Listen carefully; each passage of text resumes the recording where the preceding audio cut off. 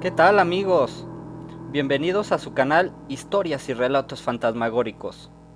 Recuerda regalarme un like y suscribirse para seguir disfrutando del fascinante tema paranormal.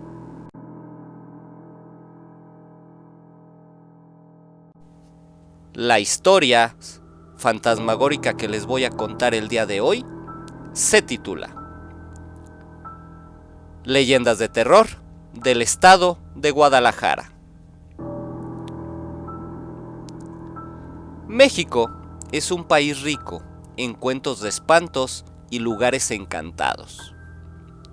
No por nada, cada uno de sus estados cuenta con historias espeluznantes que hasta la actualidad continúan provocando pavor en las nuevas generaciones. La capital del estado de Jalisco, por ejemplo, ha visto acontecer en sus calles varios sucesos paranormales que se han convertido en leyendas, mismos que estoy a punto de relatarles. Acompáñanos y conoce el lado más oscuro de una de las mejores ciudades de México, descubriendo estas escalofriantes y leyendas de terror de este bellísimo estado de Guadalajara. La primera se titula La Fuente de las Culebras. En el cercano municipio de Tapalpa se puede visitar una fuente de piedra, adornada con 4 culebras. Cuenta la leyenda que hace cientos de años, en pleno siglo XIX, había unas comadres que lo único que hacían era hablar mal de la gente a sus espaldas y armar todo tipo de malentendidos. Siempre tenían la costumbre de sentarse a platicar en esta misma fuente para intercambiar cotilleos. Por eso, todos la llamaban las Marialenguas. Un día, un indio de nombre Macario se acercó a beber a la pila y las escuchó soltando sus chismes. Señoras, deberían dejar de expulsar tanto veneno por la boca, les aconsejó. Nada bueno espera a quienes solo se dedican a difundir calumnias de los demás. ¿Tú qué vas a saber, indio metiche? Lárgate y no vuelvas a hablarnos. Macario se agachó para tomar un poco de agua de la fuente y mojó con ella a las mujeres, pronunciando una antigua maldición en otomí, la lengua de su pueblo. Al instante, las malvadas se transformaron en culebras y a partir de entonces no pudieron volver a dejar la pila, recordando a los buenos habitantes de Papalpa por qué es prudente callar lo que pensamos o creemos saber de los demás, cuando no es algo bueno ni verdadero. La siguiente se titula El reloj de la muerte.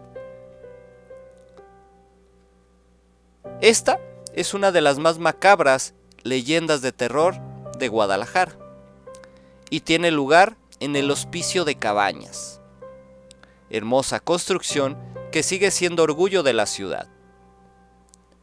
Desde 1810 y hasta la década de los 80, albergó a muchos niños huérfanos. Sin embargo, había un detalle macabro que a todos inquietaba.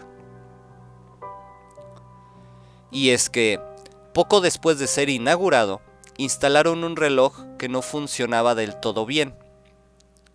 A menudo se detenía, fuera de día o de noche. En ninguna especifica y sin seguir un patrón definido. Esto extrañaba muchísimo a los encargados del hospicio, pues por más que intentaron encontrar explicación, el aparato no mostraba ningún desperfecto.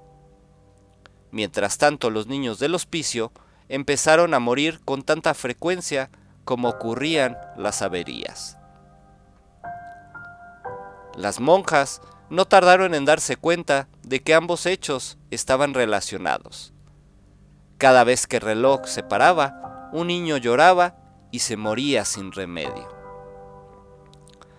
Finalmente, se mandó remover el reloj en 1952 y fue destruido para alivio de las pobres criaturas. La siguiente se titula La chica de la avenida Lázaro Cárdenas. Juan transitaba por Lázaro Cárdenas, quizá la avenida más transitada de Guadalajara, sin sospechar que esa noche se llevaría una desagradable sorpresa. Acababa de cruzar la salida hacia Chapala cuando una mujer salió de no sabía dónde, cruzando imprudentemente el camino e impidiendo que frenara a tiempo. El hombre sintió como el capó de su coche chocaba contra su menudo cuerpo, y a continuación los huesos que se quebrajaban bajo sus llantas. En tanto, ella exhalaba un grito desgarrador. ¡No! Alterado, Juan se detuvo y bajó para ayudarla, rogándole a Dios que no estuviera muerta. No quería ir a la cárcel. No obstante, cuando miró debajo de su auto, no encontró a nadie. Revisó la parte frontal del vehículo y comprobó que ni siquiera tenía una abolladura. «Imposible», murmuró. Él mismo acababa de ver y de sentir cómo le pasaba por encima a aquella pobre muchacha. ¿O lo habría imaginado? Asustado, Juan volvió a subir a su carro y arrancó a toda prisa. Tuvo suerte, pues él no era ni por asomo el único que había pasado por aquella experiencia. Claro que no todos habían vivido para contarlo. Hasta el día de hoy, se dice que la mujer de la avenida Lázaro Cárdenas sigue acechando a quienes manejan de noche, para provocar los más terribles accidentes. La siguiente se titula El árbol maldito del cementerio. Santiago era un joven con una enfermedad muy grave, que estaba prácticamente desahuciado. Su madre lo había internado en un hospital que se encontraba justo al lado del Panteón de Belén. Y aunque los doctores no querían darles esperanzas en vano, ella era muy devota y estaba convencida de que su hijo se iba a curar. Todos los días rezaba junto a su cama y le pedía a Dios por su salud. Consiguió una medallita con su santo preferido y se la colgó en el cuello mientras estaba dormido. Cuando despertó, el muchacho parecía estar fuera de sí. Su voz se había transformado en un aullido grave y de ultratumba. Se revolvía como un loco entre las sábanas, blasfemaba contra Dios y contra los ángeles, y gritaba que quería quitarse la medallita. «¡Vete de aquí!», le gritó a su madre, echándola de la habitación. «¡Vete con tu Dios y déjame morir!». Desconsolada, la mujer se fue a la iglesia más cercana para pedir por el alma de Santiago. Al volver, no pudo encontrarlo en su cuarto. Rápidamente se le empezó a buscar por todo el hospital, antes de que una de las enfermeras les diera una escalofriante noticia. Santiago, poseído por el odio contra lo divino, se había escapado al panteón y ahí se había colgado de un árbol con las sábanas de su cama, perdiendo la vida. Ese árbol se cortó por ser considerado maldito, pero aún hoy en día hay quienes cuentan que se sigue viendo su sombra de noche y de ella la silueta de un cuerpo colgado que se balancea bajo una de sus ramas. La siguiente se titula La casa de los perros. Según esta leyenda, Don Jesús Flores era un hombre muy acaudalado que vivió en pleno siglo XX. A pesar de haber cumplido ya 70 años, consiguió casarse con una muchacha de nombre Ana González, deslumbrándola con su fortuna y posición. Tras celebrar su boda, se la llevó de luna de miel a Europa. Pero una tormenta se desató mientras estaban en alta mar y la embarcación estuvo a punto de naufragar. Muy aterrados, los esposos se hicieron una mutua promesa.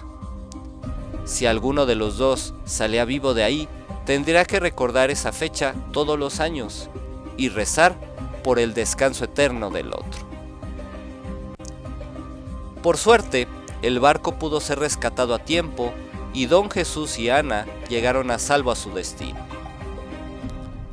Al regresar a México, lo primero que hizo el marido fue comprar una casa para su mujer, la cual ella decoró a su gusto. Lo que más llamaba la atención eran 2 esculturas de perros que había colocado en el tejado como si fueran sus guardianes. Tiempo después, don Jesús murió, dejando a Ana como heredera de sus riquezas. La joven se buscó un esposo más joven y apuesto, con el que se marchó de la casa que con tanto amor la había dejado su primer marido. A partir de ese momento, sucesos inexplicables comenzaron a ocurrir. Había sombras que se paseaban en el interior de noche, susurros y escalofriantes sonidos de ultratumba.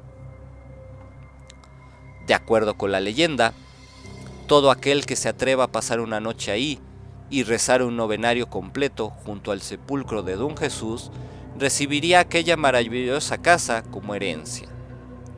Pero, aunque muchos lo intentaron, nadie era capaz de completar la oración ni soportar los macabros ruidos. En los años 90, el gobierno compró la propiedad para transformarla en el Museo del Periodismo y las Artes Gráficas. Los empleados juran que la actividad paranormal sigue mostrándose toda la noche. ¡Wow, amigos! ¡Qué leyendas del bellísimo estado de Guadalajara! ¿Habrán escuchado ya ustedes alguna similar? Amigos, si ustedes tienen alguna historia, algún relato o alguna leyenda de terror o de suspenso y quieran compartirla con un servidor, no lo duden. Contáctenme en mis redes sociales, vía YouTube, vía Facebook, con el mismo nombre de Historias y Relatos Fantasmagóricos. Ya sea que me la envíen por medio de un audio para que ustedes escuchen en el blog, o me la envíen por escrito y así la narraré yo. Amigos, también por medio de Facebook ya me autorizaron las estrellas. Si fueran tan amables de poderme apoyar, de verdad se los agradecería muchísimo. Esto para poder continuar creando más contenido. Sin más por el momento, sería todo. Y esperen más historias y relatos fantasmagóricos. Hasta pronto. Si te gustó este video, regálame un like, suscríbete y activa la campanita. Muchas gracias. Si te gustó este video, regálame un like, suscríbete y activa la campanita. Muchas gracias.